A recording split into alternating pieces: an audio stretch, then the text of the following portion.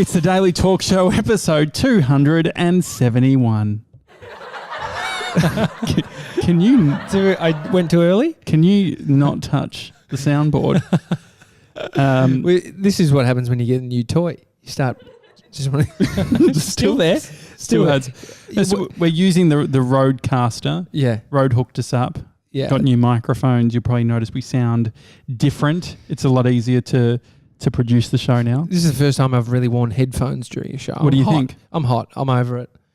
I'm really hot. This brings me back to when we'd have to wear headphones doing the show in Shepparton, and I would just be so hot. I remember sweating after some breaks, and it's the headphones. So breaks for people who don't play at home, they're talk breaks, is what you mean? Oh yeah, condensing a whole story into sort of 2.5 minutes, short and sharp, guys. Could we maybe treat this show as a little bit of a radio show? This is our reel for Brad March, if you're watching. Or listening. Or Guy Dobbo. I don't know what Dobbo's doing now. But if you want a job with the big media company. Yeah, exactly. Send resumes, hi@thedailytalkshow.com. So Rodecaster, like Rode they've got this like sound pad. Yeah. If you're watching the video, you might be able to see it. But there's you press buttons and it plays music. So you're doing the laugh one. Yeah, well, I just pressed whatever. I don't know what they do. Can I press another one? No. Oh. So there you go. That's sort of like a magic. I like that you've walked into some kind of room at a swingers party, and then that noise goes off. Yeah. Well, I don't know about we're not a radio show, so we can't really do the talk breaks. But when I was a kid, like I never did on air radio. I was always behind the scenes and stuff. But when I was a kid, I was obsessed with talking to the post. What do you mean talking to the post? What, like the post? A wooden post? No. Do you know what you've been in radio? Are you fucking kidding me? I have no idea what talking to the post means. The post is when the lyrics start. So it's about getting out at the exact same time. See, here's why you should have had the job in Shepparton over me, because I'm not a radio guy. Like I have no idea. I just thought that's when the beat dropped, so I could just see it had like 30 seconds. It was cool. It had like 30 seconds before the main post. beat drops. Yeah, great. The post. But anyway, I've discovered. How annoyed are radio nerds at me that I got a job in radio. It is sort of frustrating. Yeah. Who was it? Someone called you out of it. Called me out? Yeah. Remember you were saying, I was just doing it as sort of a thing just to try, but it wasn't really that into it. And then someone called me out? Yeah, someone said, well, you took that job from someone else. Do you remember that? It was some radio person. Most likely. Maybe Gaundy. I think Gaundy did it. Yeah. But he's anyway, a radio nerd. So this is, given we've got the Rodecaster and they've pre-put, I'm guessing this is royalty-free music that they've loaded up. It would have to be, otherwise it's a big stitch-up from Rode. We're going to get sued. Maybe Rode owns it, and that's their whole thing is you play the music and they come after you for licensing. And take a profit of the show, but sorry, mate, there's no profit. But you will, exactly. Sucked in. On who? Maybe us. We'll find out. But no, how about, so just indulge me. I just want to do a bit where I'll bring you in when I want you. But this is me. This will be like my what do you call it? It's not a reel when you're giving them a sample. Yeah, your audio reel. Yeah, audio reel. You're asking more radio questions. Got no idea. No, what was the thing that you'd send like a talk break? Air check. Okay, ready? Okay. So just gonna play some music. All right, and then we'll go into it. Here we go. Oh wow. Yes, it is the Daily Talk Show. Hi everyone. Hope you're staying nice and cool. It is 32 degrees right now, top of 34. That's hot. Didn't say I was bringing you in yet. Today, though, special guest. So that's why I think every time that I have a little bit of a break, I sort of bring it up a little bit. We've got Tommy Jackett, who's joining us. He's going to tell us how to win it big in the pokies. But before that, let's play this track. This is Shania Twain topping it up on the Hot 30 countdown live around Australia, and then the post plays. Yeah. So that I tried to do that writing stuff where you'd bring it up after talk. I'm sure that sounded horrendous. It does. It sounds horrendous. Byron Cook, who's a radio genius, big nerd, got a job in radio. He does that and he does it well. I just tried to do it. Maybe it was the 70-year-old desk that I was using in Shepparton. And now you can buy them for fucking $900. Yeah. It's actually outrageous. It is very good. But the talking about radio stuff, Hottest 100. What about it? Hottest 100. Yeah. Yeah. What is it? What about it? What is it? It was just on. Oh, okay. So it traditionally fell on Australia Day. They moved it, and it was then on the Sunday. So yesterday I was going past Sunday. Today's Tuesday, everyone. Tuesday. And it's like 1 p.m. But on Sunday I was driving past a park in St Kilda Botanical Gardens, a local spot for me. It's beautiful, but people just take it over for the hot 100, hottest 100.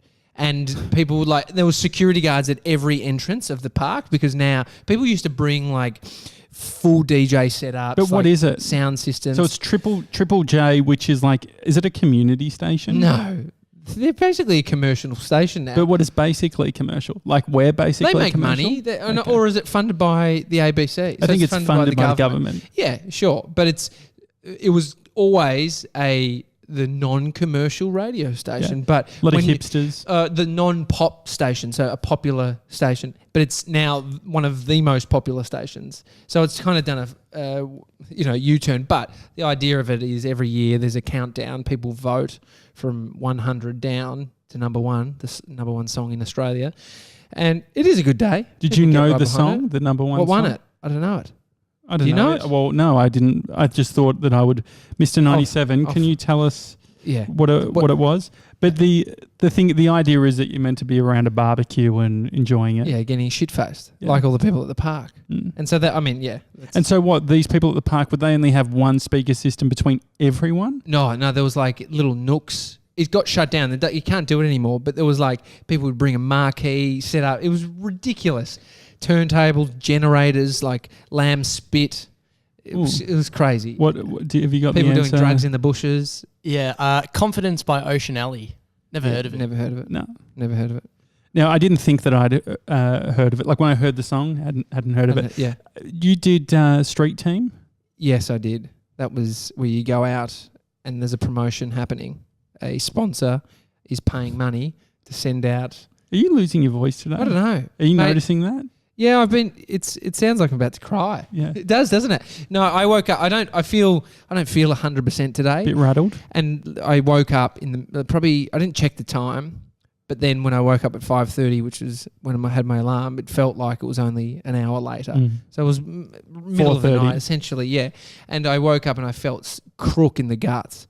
And I was just like, oh no. And I was like, oh shit. But then I went back to sleep and I had this dream, and it was just driven by the anxiety of missing a show, missing the daily talk show 5 days a week. Mr. 97, you weren't even in it. I wasn't in it. No, it was me and Mr. 97. It was like he'd got crook as well. And then he's walking through a park and then I lost him. But I was thinking about the anxiety people must feel that committing to daily vlogging. I mean, we've got 2 days off. But that's still we've still got the pressure, and we have no shows pre-recorded that we could play if all of us got sick. And that was my anxiety in the dream, was that everyone went down and we couldn't do a show. So what should we do? I don't know. You want to pre-record? We need a break the glass show. And it can only be used because I've said let's maybe record it, and you've pushed back on it, which I agree, because there's something about recording them on a daily basis. Yeah. That nothing. No, you're gonna. I've turned. He's turned me off. I've turned the audio down so we can't. Okay, no, that's fine. It was like a twitch. I just rapidly hit it. But yeah, the break the glass episode where we do something. Should be some sort of special one. But maybe with your mum. Get your mum on the show. Special one with his mum. Special one with your mum, and so it's your mum in the middle. Maybe we could. Maybe your mum in your middle. Your mum in the middle, and we do one with my mum. We do one with your mum, and if all shit goes, I mean, who saves you?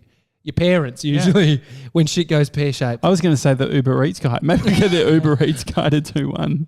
I've had some pretty interesting. Oh no, you don't talk to the Uber Eats people really. What do you mean? I mean, I was thinking Uber drivers. You have there's a lot of banter going on with Uber drivers. No, I try and have a little conversation. When it was hot the other day, and we got the McDonald's with Christian Hull, I was saying we should have.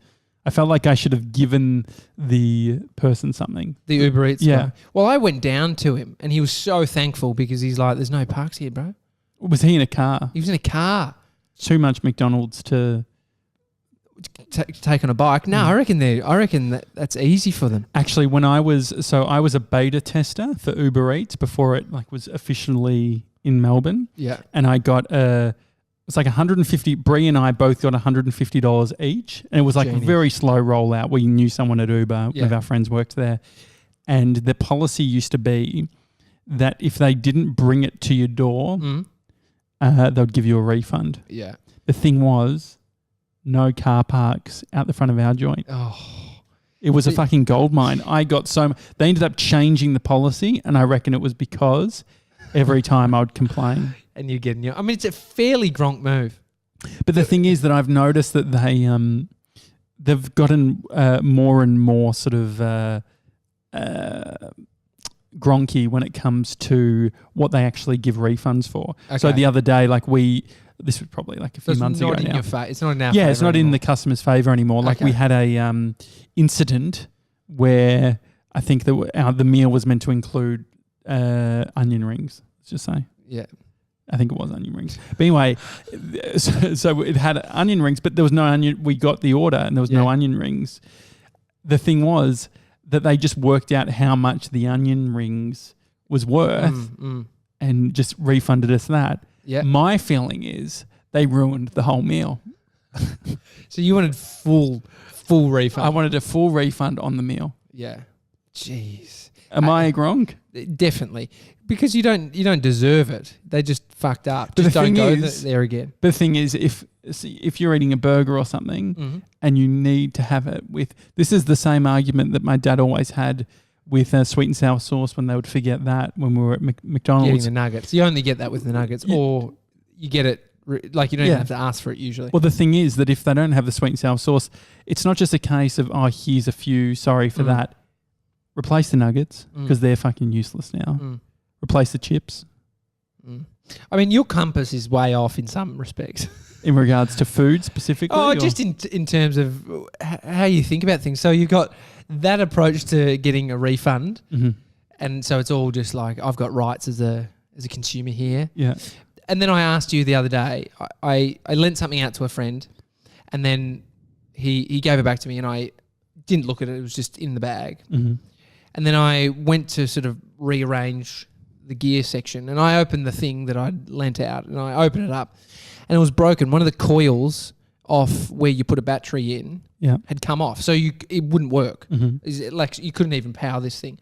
And immediately I was like, I haven't seen that. I think I'd noticed that. Who used this last? And then I thought about the person, and I wasn't really, I don't care that much, and so I wasn't triggered. I was like, it's probably cheap to fix. But then I was like, hey Josh, I took a photo of it. I was like, do you reckon I should send this to my mate and just say, did you notice this? Absolutely not. And you're pushing back on the knob. No, absolutely. I don't think Mr. 97, can we get you on the mic? Yeah. What do you think about this? Well, I think it's pretty clear cut. I mean, all I wanted to do was just ask, because my thinking is, what are you going to get out of that? Well, my thinking is I'm giving him an opportunity to tell me if he noticed that. Hey mate, I'm just trying to work out who to blame. So was it you? I just need to know, like, what do you think, Mr. I'd rather him give me his response But than wouldn't me he- think that he did it. What, I mean, and didn't tell me. what is the response that he could give? Hey, dude, no, I didn't. That's so weird. I'm so sorry. And then what do you say back? It's a hard Then position. what do you say back? all good, in your mate. head. No, but what do you think? Well, I know what you think. No, It's no, like, no. I honestly, it's fucking bullshit. no. If he told me that he didn't do it and he didn't notice it, I would believe him. So that's what I'm giving him the opportunity. Mr. 97, Yeah, what do you think? I'd probably send a photo. Would you? I reckon I'd pull a Tommy. I'd ask. Pull a Tommy. I like that it's become a thing. No, but I don't know what Or there just is. ask the dude who last borrowed the thing if he broke it. No, but I just feel like it's you can only if I was at the other end of getting that, I'd like, this is bullshit. This is like, we had a mate who borrowed an expensive camera. The guy got the camera back, and then when the guy was using it, it fucked up, and he blamed our friend who used it last. That's Gronk. Yeah. Yeah. But what's the difference? So I just think that, like, I don't know if you're trying to work out what are you going to get, like, do you want your mate to pay? No, I'm just curious as to know how it happened, because you could, if I am immediately thinking maybe he did do it, I'm then giving him the opportunity to tell me the otherwise. So I didn't notice it, because then he's a mate. I'd think I'm not going to go, you're a fucking dog. But could it have already happened before he got it Exactly. and he saw it? Yeah. And then if he made it work, I'd be like, oh shit, yeah, no problem. But I just feel like it was something that you'd notice if you were going to use it. And so it's a hard one. Lending shit to people, friends especially, it is very hard. I don't lend that much stuff. Yeah, I mean, you've got a few cases. People don't bring shit back to you if you've lent it to them. Yeah. Like it's extended period of time. That's really annoying. But the broken one is the most annoying thing. Because then you don't want to be the person that never is generous with. Yeah, well, things like that where I does have. like I even think about like intros. I'm too hot, bro. I got to take this. Yeah, you can take the headphones off. Oh, no, wow. I've been thinking about like, should I take mine off as well or no? Maybe I'll just put them around me. You're sweating. No, I'll just do that. So I've been thinking about it with introducing people. So I've had friends who have said, hey, they work in radio or whatever. They're like, oh, I want to do this thing with one of your friends. Can you give me their details or can you put them in contact? Like when I want to support my friends, but I also want to like protect my other friends that are, do you know what I mean? Yeah, I think there's a lot of people in this world that have, it's not the greatest ability. Like it's an ability, but it's not the greatest quality of not thinking about what they're asking and how it makes, what position it puts them in. Yeah. So yeah, you're asked, like I've been asked to connect people before. Didn't you do it? You did it with Julesy? Jules. What, can you explain what happened or no? Well, I thought that this was a moment where I could give Jules Lund's number to somebody. So Jules Lund, for people outside of Australia, he's he was on a very popular travel show called Getaway. Yes. He then was on the national radio show and now he has a company called Tribe. Which he's doing He's a really very well at. successful person. Yeah. Someone So I he's sort of admire. like a little bit within the context of Australia, he is a celebrity. Yeah. So he would probably say he's a D-grade celebrity.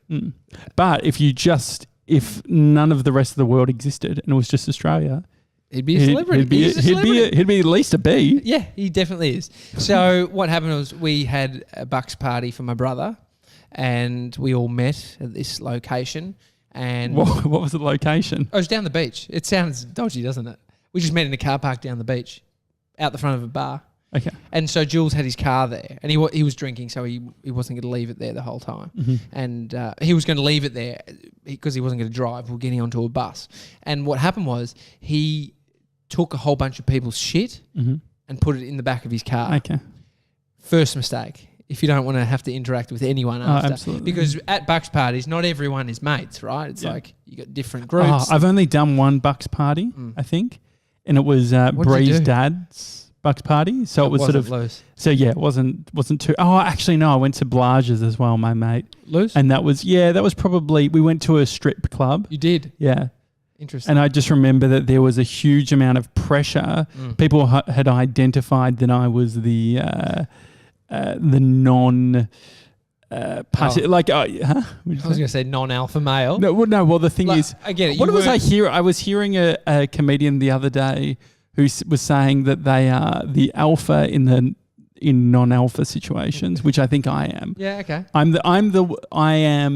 laugh at other alphas. Yeah. That's my alpha move. But anyway, there was a real push to try and get me involved with the stripper stuff, but I just didn't buy into it. No, I just wonder how many Bucks parties so many people are there reluctantly. Yeah. Like, it makes a lot of people feel uncomfortable. I've been to plenty of Buckses and it's uncomfortable for the Buck himself and a lot of people, it's like a lot of dads are there and that's a weird time to be around, you know, your wife's dad. I've been at those ones. Anyway, so Bucks party was happening, stuff left in Jules' car. It came around to the Monday and I get a text from the person saying, mate, can you connect me with Jules? and I need to get the shit out of the car. Mhm. So I'm just in a world of pain. Went so hard at the Bucks party. I'm just like, oh no, this is annoying. Like I kind of felt like it was a bit annoying. Should you, in hindsight, you probably should have just texted Jules. I should have done the legwork, Yeah. 100%, but I fucked up and I gave the number to the person, and then he got the thing back.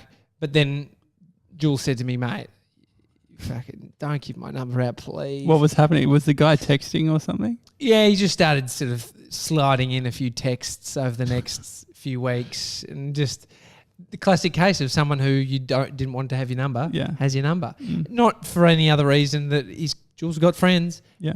It's not like he's looking for new friends in that person, which I think is fair. Yeah. It's fair. So I fucked up there, and I wouldn't do that again. But yeah, it's a hard one. The lending stuff.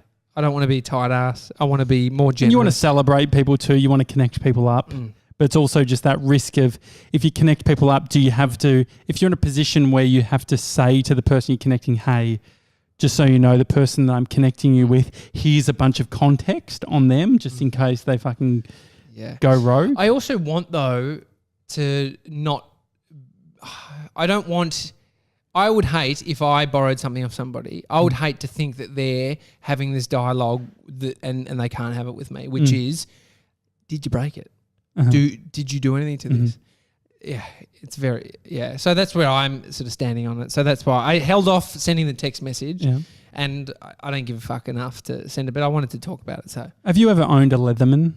A Leatherman is a knife. No, actually, Swiss Army knives were massive as a kid. Leatherman is the new Swiss Army knife. Oh my God.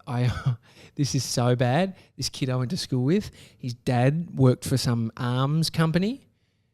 And what sort of arms? Like weapons. Yeah. Weapons business. And he's like, dude, I can get you a flick knife. Are they not okay? Like completely illegal. In Australia, you can't have, I think butterfly knives are illegal. Like I was well into knives as a kid, and flick knives, so the ones that go out from there, so they actually go around. I don't think you can buy those legally. And then a complete flick knife, so where the blade just shoots out, that you see in the movies. I just wouldn't be comfortable stabbing someone. Of course not. That's not what I wasn't comfortable stabbing someone, but I wanted one. But if you have one as defense, exactly. This is the thing. The only result can be you stab someone. Exactly. You carry a knife. There's high chance of you. Well, there's two. There's two things that could happen. You stab someone, or they get the knife and stab you. True. So I wanted one, and I asked this guy, dude, can you get me one off Dad? Yeah. He's like, I think I've got one. And so, what was his dad actually doing, by the way? Like arms dealing? What was that? No, he's not arms. I think he actually legit worked for a company that produced this stuff. Because they weren't illegal then? No, they were illegal then. Really? But he might have had an old one. So anyway, this dude brought it, and I remember at the Village Cinema in the Jam Factory. So in Melbourne. you're smuggling knives into Village. I'm just trying to get my Morrow bar that I got from Coles. Trying to get I'm trying to get the chocky bars. It's fucking piling it all up, knowing that my body heat from the nerves is fucking melting that shit. So I got this thing, and it's full on. And so what did you... it broke. Okay. So I'm glad it broke, because I never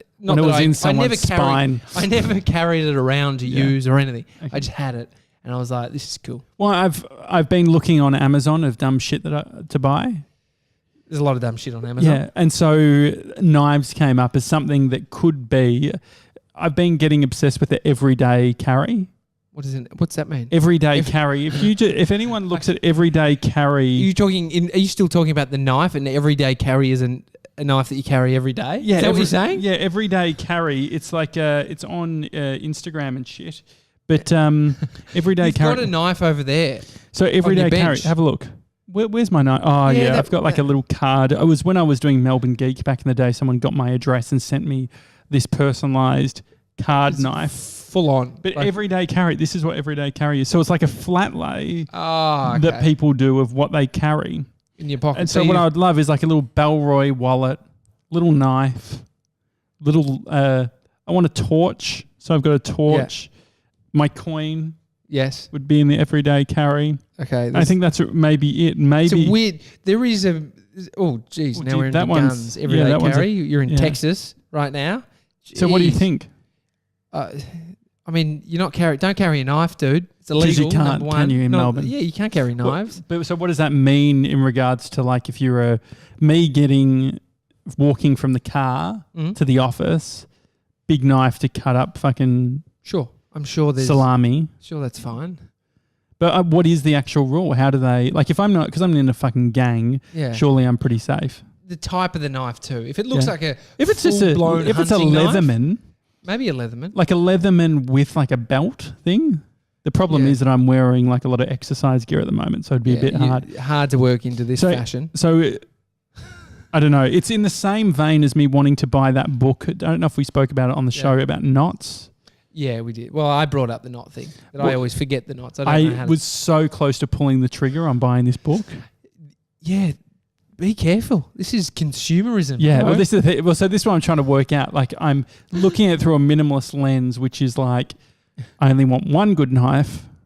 What do you one use it good for? Wallet. What are you like? Ever going if you ever said, "Oh, hey Josh, I need to loosen this on the tripod," I'd fucking get the knife and do it. Nah, you got a coin. You actually got your big coin. Probably is too big. You've got the coin that you bought. I haven't got an update on. I haven't even asked you about this. The book. Oh, the Seth Godin book. What's happening with the book? It's crunch happening. time. It's the 29th of... What is it today? 29th of January. So we've only got 3 days. I feel like we need to open it up beyond Trevor Long. I feel like that 500... Oh God, I'm feeling like you're...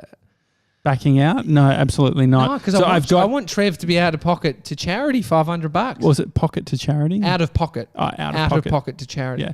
No, so I've gotten to the stage over the weekend. I put the book and all the paper in on the dining table, so it's all set up, ready to write. Okay. So I probably only have about 10 hours left to do, but I need to start really tonight.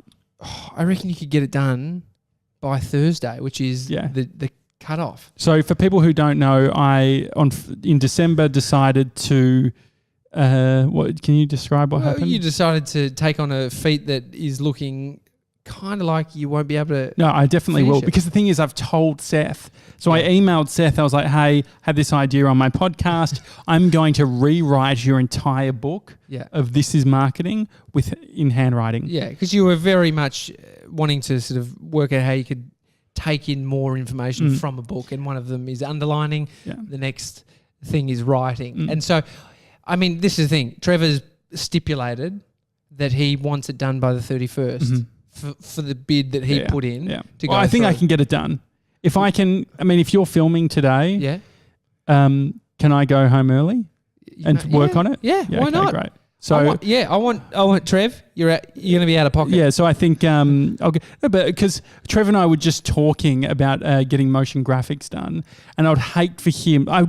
Part of me wants him to put the $500 towards his motion graphics. Look, but I think we can open it up further. But if you want a handwritten book, This Is Marketing, send us a bid, hi@thedailytalkshow.com. Trev's was the highest. Was the $500. And so there were some others lower. Yeah.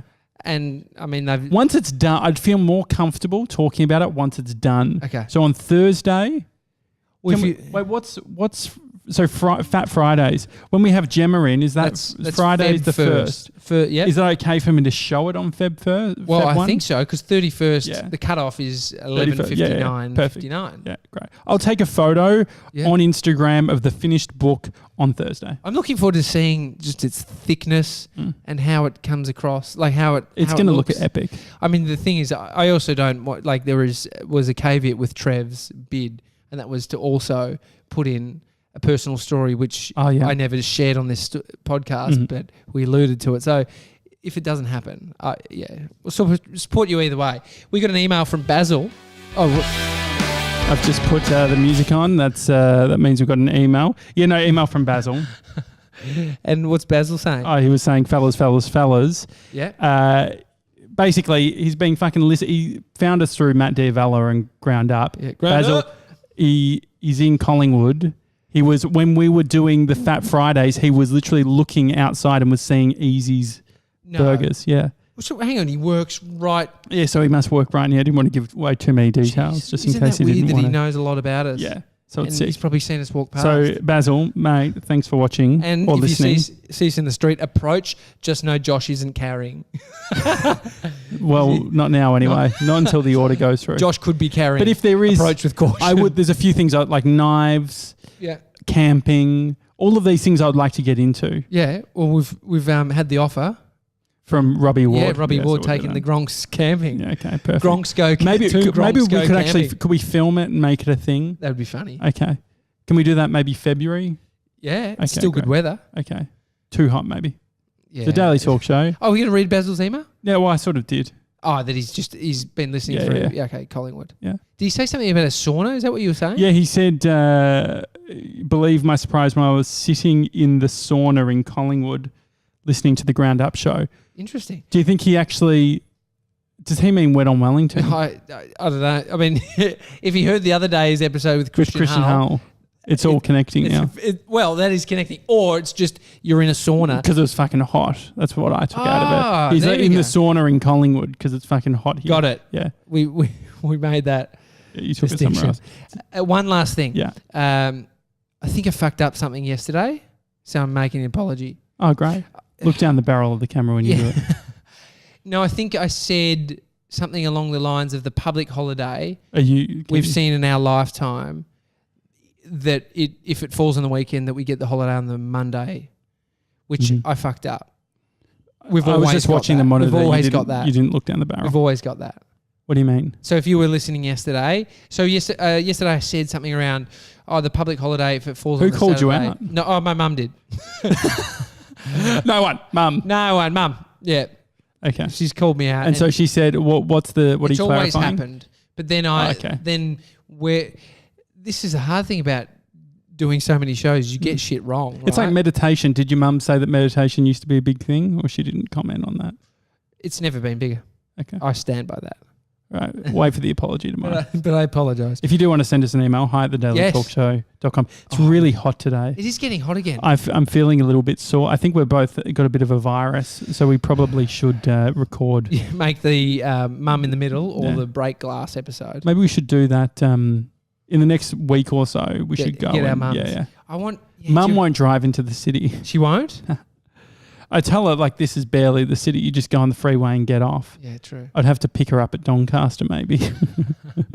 We'll could go do to that. you, Lynn. Yeah. We'll go to you. All right, let's do that. It's the Daily Talk Show. Have a good one, guys. See you guys.